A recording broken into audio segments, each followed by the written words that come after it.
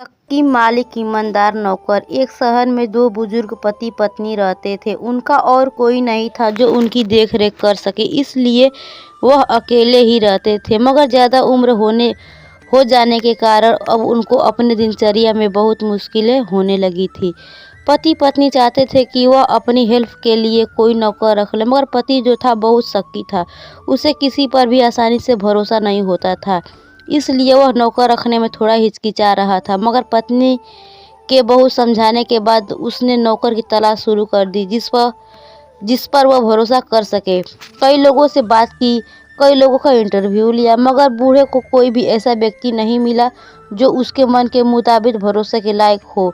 कई दिन बीत जाने के बाद कुछ लोगों के कहने से एक नौजवान लड़के को उन्होंने नौकरी पर रख लिया।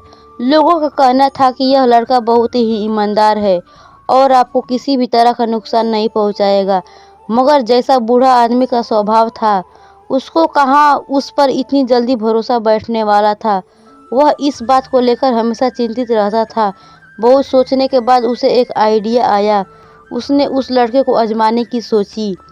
एक दिन बूढ़े आदमी ने अपने जेब से 100 का नोट गिरा दी जानबूझकर, और थोड़ी दूर जाकर छुपकर देखने लगा कि वह लड़का क्या करता है।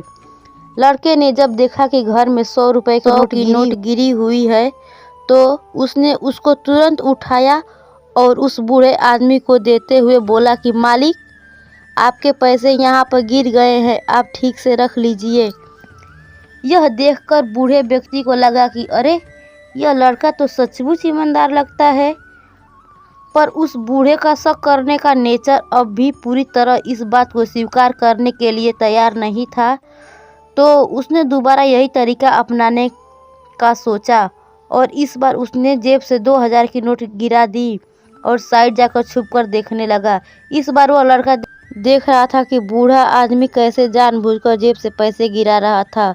उसको यह समझने में देर नहीं लगी कि पहली बार भी यही हुआ होगा। वह लड़का सोचने लगा कि वह इतनी ईमानदारी से यहाँ काम करता है, यह लोग बदले में उस पर थोड़ा सा भरोसा भी नहीं करते। यह सोचकर उस लड़के को गुस्सा आया।